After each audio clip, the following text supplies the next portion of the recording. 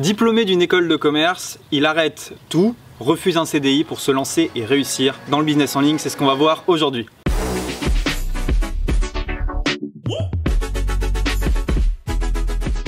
Salut à toi Pierre-Elliott, j'espère que tu vas bien. Super. Merci d'être sur la chaîne e-com French Touch. J'avais une question pour toi. Qu'est-ce que ça fait de passer de diplômé d'une école de commerce, refuser un CDI et être entrepreneur à plein temps? C'est assez bizarre au début. C'est vrai que quand on est dans l'école, il y a une certaine ambiance. Ensuite, quand tu trouves un job, il y a aussi une certaine ambiance parce que métro, boulot, dodo, t'es salarié, c'est un petit peu la routine. Et le fait d'être entrepreneur, c'est différent, tu as différentes émotions parce que ta vie n'est pas du tout la même, les jours sont assez différents. Il y a des hauts et des bas, il y a des grands chamboulements et c'est aussi beaucoup plus de challenge dans ma vie. Enfin moi c'est ce que je ressens en tout cas, c'est peut-être pas pareil pour tout le monde, mais je trouve qu'il y a beaucoup plus de challenges et de défis au quotidien. Bien sûr. Donc est-ce que tu pourrais nous rappeler ton parcours, disons après le bac jusqu'à maintenant? Qu'est-ce que tu as fait et qu'est-ce qui t'a amené à devenir entrepreneur à succès sur le web? Ouais, alors moi donc j'ai fait un bac S au moment de mon lycée. Ensuite j'ai fait une prépa mathématiques supérieures donc pendant un an. Sauf que ça me plaisait pas du tout en fait. Il y avait énormément de travail et je voyais pas vraiment la finalité. Je voyais pas trop ce qu'il y avait à faire après. En fait j'avais fait ça parce que j'étais pas trop mauvais en maths à l'époque. Okay. Mais j'étais un peu perdu au niveau de mon parcours et de mon avenir professionnel. Je savais que je voulais de la liberté et c'est ce qu'on dit souvent quand on est jeune, avoir de l'argent, même si forcément ça n'a pas de but. Je me suis dirigé vers les mathématiques. Ensuite, au bout d'un an, j'ai quitté la prépa, voilà, parce que j'avais plus envie de faire ça et je trouvais pas la finalité. Je suis passé en DUT, donc un DUT GEA, gestion entreprise et administration. Okay. On fait de la compta, on fait du droit, on fait du marketing, un peu de tout. C'est assez ouvert et ça te permet de un petit peu recentrer ton projet professionnel pour savoir un petit peu ce que tu vas faire après. Donc moi j'ai fait ça et comme ça après ça m'a ouvert un petit peu les yeux. Je me suis dit je veux faire une école de commerce parce que c'est là où tous ceux qui font du commerce, du marketing, de la vente sont, donc je vais faire ça parce que ça a l'air prestigieux. C'est un petit peu ce que les gens se racontaient. C'était à la mode aussi. Donc c'est ce que j'ai fait, j'ai fait des concours, j'ai fait une école de commerce. Je suis rentré donc à l'ESCRN, maintenant Rennes School of Business, qui est dans les classements 10, 11e des écoles de commerce en France, donc ce qui est plutôt très correct. Plutôt très correct. Et là je viens de terminer mes études, donc je ne suis pas encore diplômé mais j'ai terminé mes études donc au mois de juin. D'accord, ok. Et qu'est-ce qui a fait, quel a été le déclic finalement pour passer de cette vie un peu toute tracée, diplôme, CDI et puis après la carrière, à entrepreneur libre et aujourd'hui en Grèce, loin un peu des contraintes de temps, de travail et de salaire? En fait, ce qui a été un déclic, moi déjà en DUT, je commençais déjà à penser à créer une société, être libre. Alors évidemment, j'avais pas encore forcément d'idées ou j'avais des idées, mais c'était pas très concret. Je savais pas ce que je voulais mettre en place, donc je commençais à regarder un petit peu des vidéos sur YouTube, me former. Le vrai déclic, alors ça a été en deuxième année d'école de commerce. Je suis parti en fait à New York pour faire un stage pour mon école. Donc j'ai travaillé dans une entreprise française aux États-Unis. Et là-bas, en fait, c'était un peu une start-up très connue en France, mais là-bas c'était un peu une start-up aux États-Unis qui venait de s'implanter. Et l'univers me plaisait vraiment parce que il y avait vraiment des challenges au quotidien, des défis au quotidien. Et je me suis dit c'est ça que je veux faire. Je veux vraiment être flexible dans ce que je fais, avoir beaucoup de créativité et décider vraiment de ce que je fais et de quand je me lève, de ce que je fais au quotidien. Donc j'ai commencé à implanter un business là-bas quand j'étais à New York, donc sur internet. J'ai commencé par faire un blog et du dropshipping sur Shopify. Les deux ont fail, j'ai craché les deux parce qu'en fait c'était des bêta tests un peu. Et après ça m'a ouvert aussi les yeux, j'ai continué à regarder des vidéos et là j'ai mis en place du coup le dropshipping sur eBay et la vente sur eBay en général.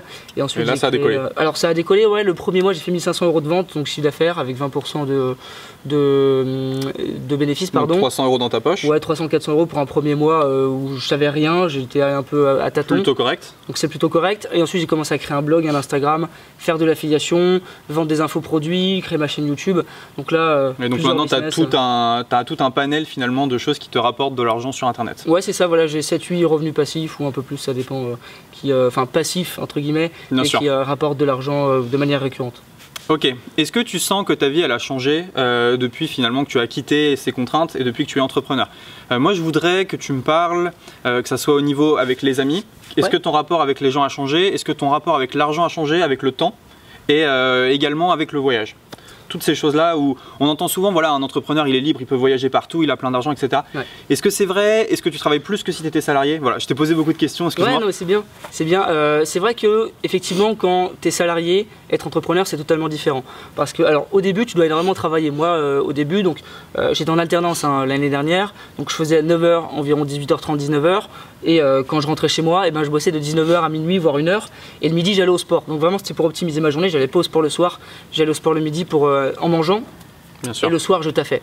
Pendant 6 mois, j'ai rien gagné. Je gagnais des broutilles. Je gagnais pas beaucoup d'argent, mais ça m'a permis de mettre en place des bonnes bases, un socle. Les gens, souvent, ils cherchent à gagner de l'argent maintenant, gagner de l'argent demain, après-demain. Et ces gens-là, c'est souvent les gens qui réussissent pas. Alors, je suis un peu cash, mais c'est la vérité. Il faut prendre le temps de construire quelque chose de pérenne, effectivement. Si tu veux créer quelque chose de pérenne, une vraie société, une vraie entreprise, il faut que tu mettes les socles de ton business et que tu commences, même sans gagner d'argent. Et après, tu vas semer des graines qui vont porter leurs fruits. C'est un petit peu ce que j'ai fait.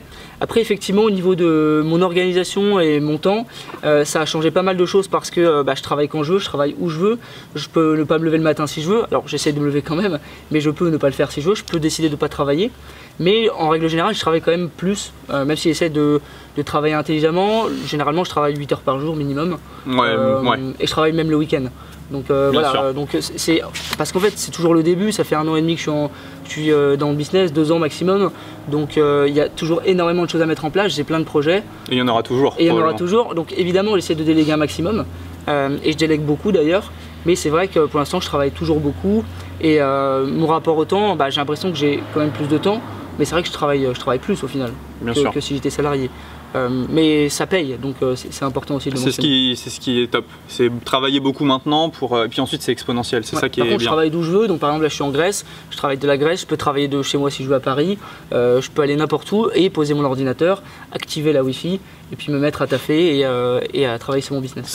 Est-ce que tu t'as pas plus d'affinité avec les entrepreneurs que d'autres personnes? En fait si, mais là je pense que ce que tu veux dire c'est que c'est plus par rapport au mindset, à ta façon de voir les choses. C'est-à-dire que quand tu es salarié, moi au début quand j'étais étudiant, j'avais du mal à avoir la perception de on peut vraiment gagner autant d'argent, on peut vraiment gagner beaucoup d'argent. Et en fait c'est vraiment une échelle, c'est-à-dire que maintenant que tu arrives à générer, je sais pas, 10, 15, 20 000, 30 000 euros par mois, même plus, eh bien tu te rends compte que c'est pas si compliqué et que les 100 000 euros par mois, les 200 000 euros par mois, même le million tous les mois, alors ils arriveront, et aussi que c'est pas si compliqué que ça.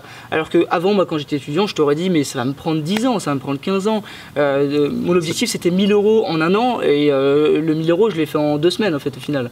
Donc c'est vraiment une échelle de valeur, et c'est quand tu l'as fait que tu te rends compte que le palier au-dessus, tu peux l'atteindre quand tu veux en fait. C'est juste une question de mindset, de bien mettre les choses en place. Travail, ouais. Exactement, et je pense que quand tu es salarié, tu parlais d'augmentation, tout ça, c'est vrai qu'ils n'ont pas les mêmes objectifs parce que forcément on ressemble aux personnes avec qui on traîne. C'est-à-dire que quand tu traînes avec des entrepreneurs, forcément tu acquiers ces valeurs-là, tu as d'autres objectifs, tu commences à comprendre les choses et que c'est possible en fait.